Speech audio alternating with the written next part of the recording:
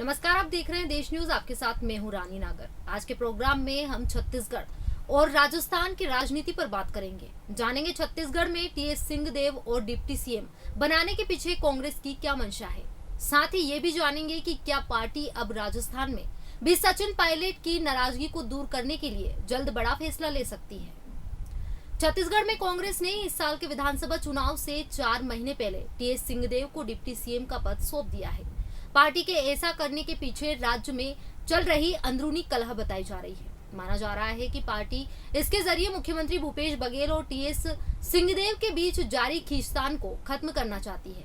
कहा जा रहा है कि कांग्रेस ने ये फैसला अचानक नहीं लिया है, बल्कि यहाँ सोची समझी रणनीति के तहत किया गया है। 2018 के चुनाव में कांग्रेस का फोकस राज्य की सत्ता में आना था। साथ ही उस वक्त पार्टी ने किसी चेहरे का ऐलान नहीं किया था।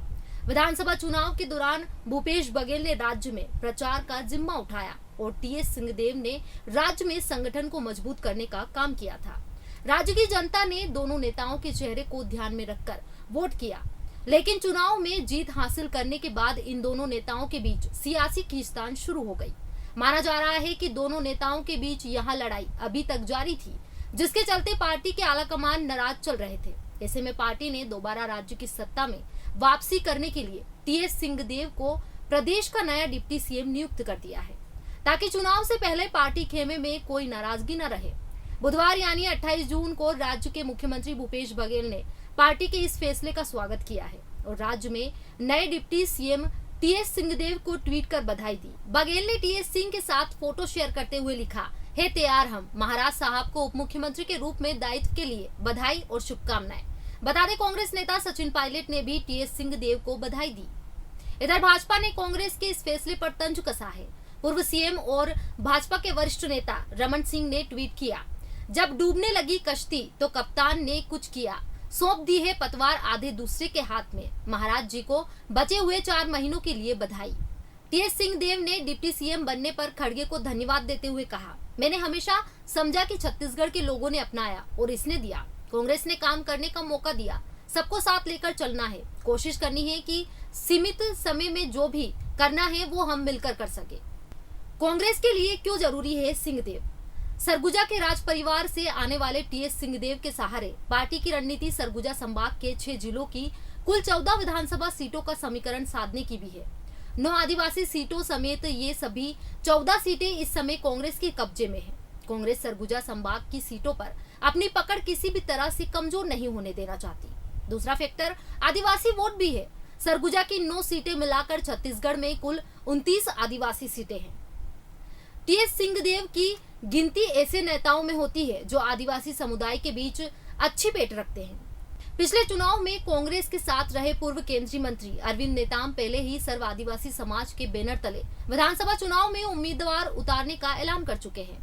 ऐसे में कांग्रेस सिंहदेव को नाराज करने का रिस्क नहीं लेना चाहती। क्या पायलट को भी सौंपी जाएगी नई जिम्मेदारी?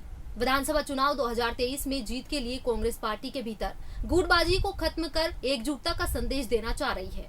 छत्तीसगढ़ में 2018 के चुनाव में पार्टी की जीत में अहम भूमिका निभाने वाले टीएस सिंहदेव को उप मुख्यमंत्री बनाकर इस दिशा में पहला कदम उठाया जा चुका है। पार्टी अब राजस्थान में सचिन पायलट की नाराजगी को दूर करने के लिए जल्द ही बड़ा फैसला ले सकती है।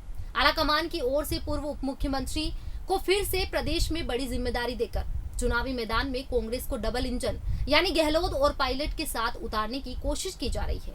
बता दें, राजस्थान में भी स्थिति ठीक वैसी ही है जैसी छत्तीसगढ़ में थी। सचिन पायलट ने सीएम अशोक गहलोत के खिलाफ मोर्चा खोल रखा है। यहाँ भी 4 माह बाद विधानसभा चुनाव होने वाले हैं। ऐसे में कांग्रेस की भी कोशिश रहेगी कि वहां यहाँ पर भी चुनाव से पहले स्थिति को ठीक करे, ताकि राज्य में एक बार फिर पार्टी की सत्ता वापसी हो सके। पूर्व उप मुख्यमंत्री पद का जिम्मा संभालने वाले पायलट की नई जिम्मेदारी को लेकर दोनों ही खेमों में हलचल बढ़ गई है। माना जा रहा था कि टीएस सिंहदेव विधानसभा चुनाव से पहले बीजेपी में शामिल हो सकते हैं, लेकिन कांग्रेस ने इसे बहुत पहले ही भांप लिया और उन्हें डिप्टी सीएम का पद सौंप दिया। ठीक ऐसे ही अटकलें सचिन पायलट को लेकर भी है कि वे चुनाव से पहले बीजेपी खेमे में शामिल हो सकते हैं। ऐसे में कांग्रेस की कोशिश रहेगी कि वे जल्द ही इस समस्या का समाधान निकाले, ताकि चुनाव से पहले राज्य में कांग्रेस खेमे में फूट न हो जाए। दोनों नेताओं के बीच लंबे समय से विवाद। सचिन पायलट और मुख्यमंत्री अशोक गहलोत के बीच लंबे समय से विवाद चल रहा है और इस कारण कांग्रेस की चुनावी संभावनाओं पर प्रतिकूल असर पड़ रहा है। 2018 में कांग्रेस के चुनाव जीतने के समय सचिन पायलट ही पार्टी के प्रदेश अध्यक्ष थे। राज्य के मुख्यमंत्री पद पर उन्होंने भी निगाहें लगा रखी थी, मगर पार्टी नेतृत्व ने अशोक गहलोत को राज्य की कमान सौंप दी थी। उस समय तो सचिन पायलट ने डिप्टी सीएम बनना मंजूर कर लिया था, मगर 2020 में उन्होंने अपने समर्थक विधायकों के साथ मुख्यमंत्री अशोक गहलोत के खिलाफ बागी तेवर अपना लिए थे। बाद में वरिष्ठ नेताओं के हस्तक्षेप से इस विवाद को सुलझाया गया, मगर गहलोत और सचिन पायलट ने एक दूसरे पर निशाना साधना नहीं छोड़ा। अब यहाँ देखने वाली बात होगी कि कांग्रेस का शीर्ष नेतृत्व इस विवाद को सुलझाने में कहां तक कामयाब हो पाता है। फिलहाल आज के प्रोग्राम में इतना ही। आप बने रहिए देश न्यूज के साथ। नमस्कार।